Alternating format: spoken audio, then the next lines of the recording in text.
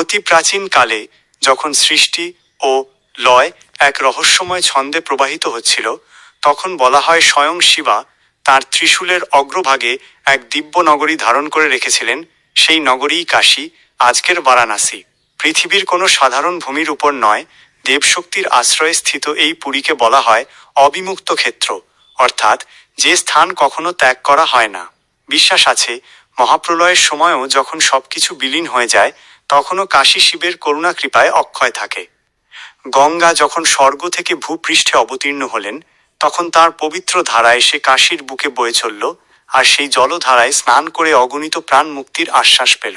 দেবতা, ঋষি, সাধক সকলেই এই নগরীতে তপস্যা করেছেন। কাশীর অলিগলিতে ভোরের শঙ্খধ্বনি, মন্দিরের ঘণ্টার নিনাদ আর গঙ্গার ঢেউ যেন যুগে যুগে এক চিরন্তন মন্ত্র জপ করে চলেছে। কথিত আছে, এখানে মৃত্যুও ভয়ের নয়, কারণ কাশীতে শেষ নিঃশ্বাস ত্যাগ করলে স্বয়ং শিব কানে ত্রিশূলধারী মুক্তিমন্ত্র উচ্চারণ করেন এবং আত্মাকে মোক্ষের পথে পরিচালিত করেন।